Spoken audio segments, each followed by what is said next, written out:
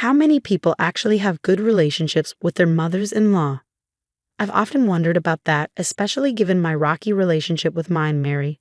Don't get me wrong, I never disliked Mary. In fact, I always wanted to get along with her.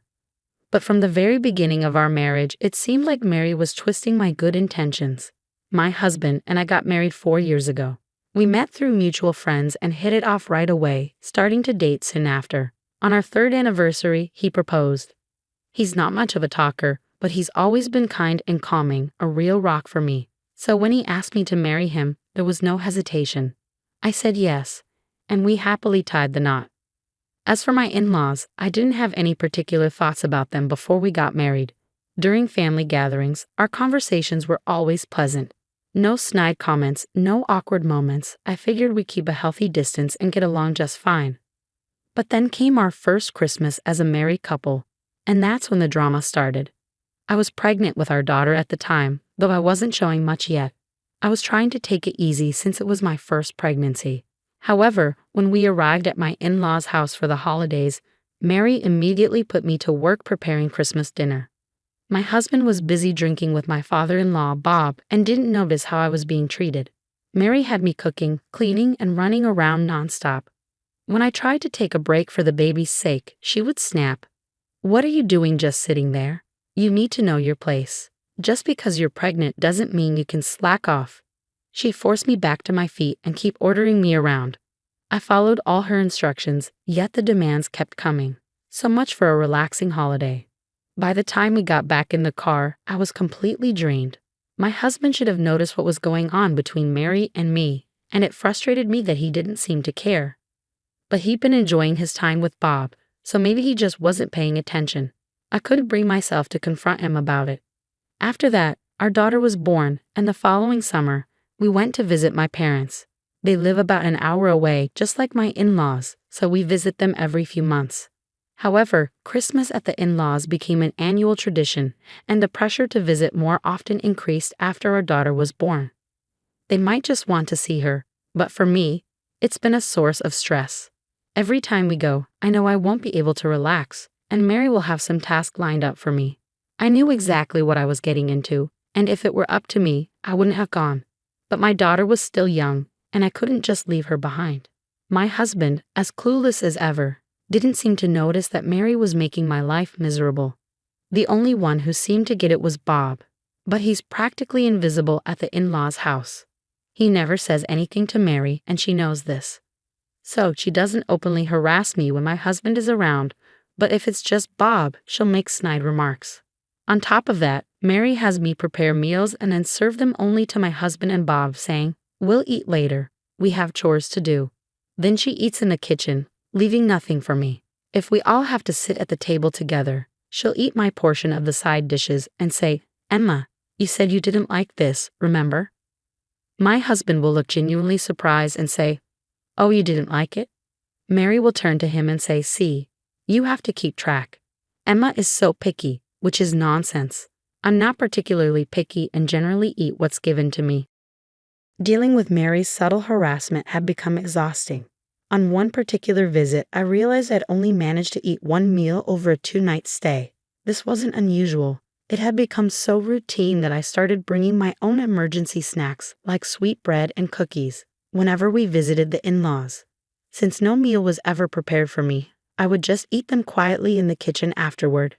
Mary, of course, noticed and said, "Isn't it a bit much to bring your own food? Shouldn't a daughter-in-law show some restraint?" She mocked me, but by then I had learned to tune her out to some extent. Sure, it still irritated me, but I no longer felt like a failure as a daughter-in-law. This continued for several years after our daughter was born. By the 5th year of our marriage, I was pregnant with our second child, and once again, we went to the in-laws' house for Christmas. However, something was different that year. My husband, who usually jumped straight into drinking with Bob, seemed to be acting a bit strange. As soon as we arrived, Mary, as expected, pounced on me with, "Emma, can you help with the Christmas dinner?" Knowing that help meant doing it all myself, I simply agreed.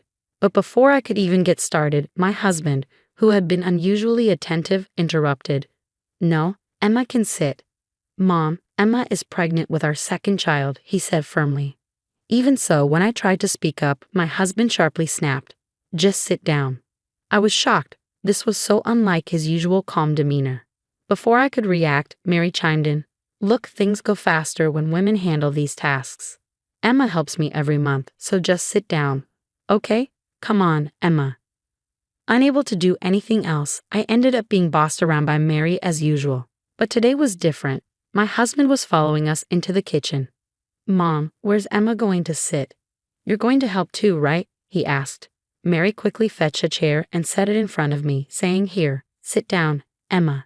You're pregnant, after all. Her tone was uncharacteristically kind, while my husband just stood there, silently observing. Mary, growing restless, tried to get my husband out of the room. Why don't you go have a drink with Dad? She suggested, but he didn't budge. Then, when our daughter started fussing, Mary tried again. Listen, Betty's crying. Go soothe her. Finally, my husband left the kitchen, and Mary immediately sighed. Oh, I'm tired. Emma, just finish the rest yourself. Stand up. Pregnancy isn't an illness. She snatched the chair from me and sat down. But Mary's relief was short-lived. My husband returned, carrying our daughter. Caught off guard, Mary tried to stand up but ended up falling with the chair. My husband glared at her. Why are you sitting, Mom, while Emma is standing? He asked in a cold voice. Flustered, Mary stammered. Oh, my back just started hurting a bit.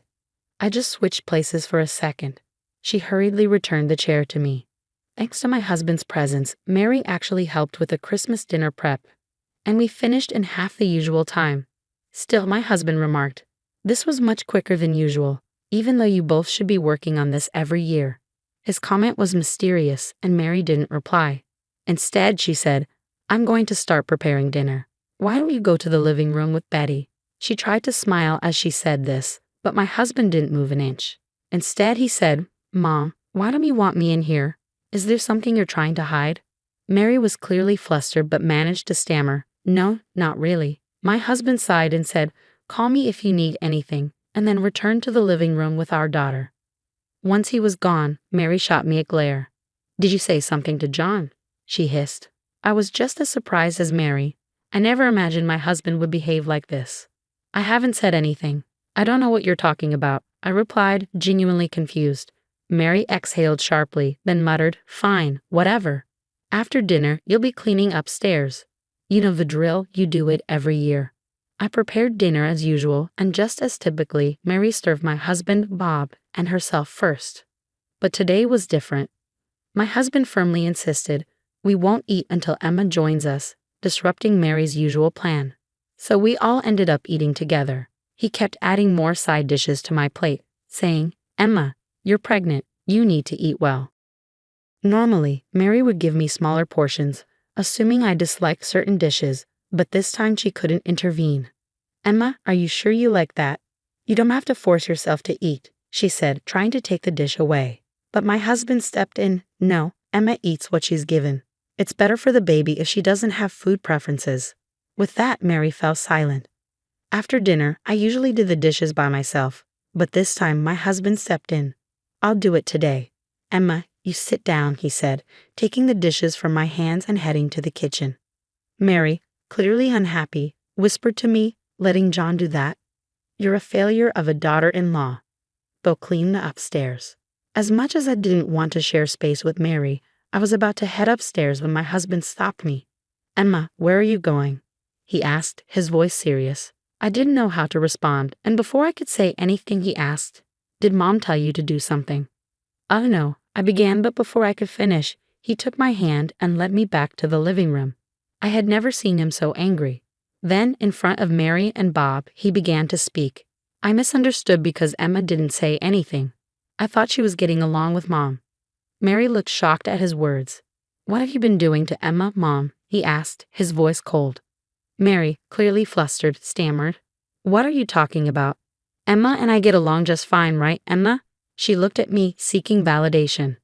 Well, about that, I began, but before I could elaborate, my husband spoke again.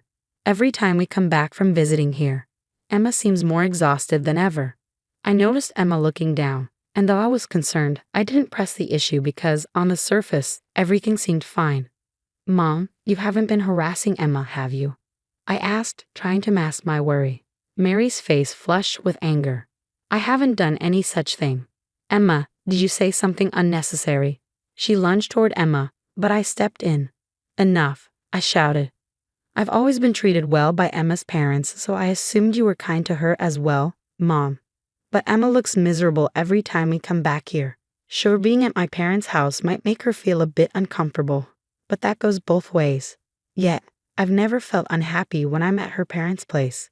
They're really good people. My voice wavered, and I could feel tears welling up in my eyes.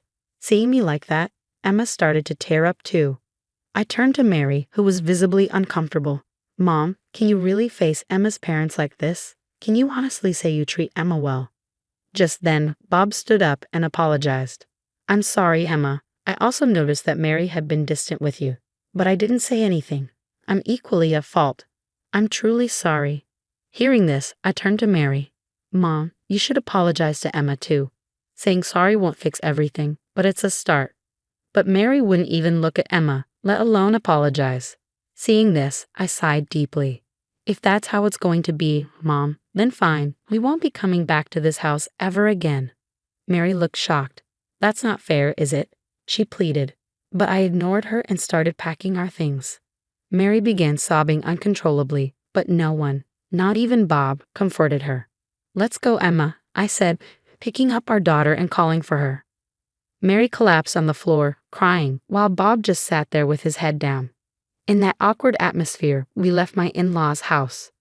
Ever since that day, Mary has tried to call me multiple times, but I've blocked her number. I've cut off all ties with my parents' home and haven't been back. Instead, we've been visiting Emma's parents more frequently. At first, they were puzzled by our increased visits, but they welcomed us warmly each time. I often tell Emma, your parents are truly wonderful people. I think I feel guilty for the tough times Emma endured at my parents' home, but I'm not concerned anymore. There's no stress now that we stopped going there. In the end, I owe our current happiness to the actions we took that day. I'm truly grateful. From now on, I want to create many happy memories with Emma, our daughter, and her parents, and continue to walk a joyful path in life.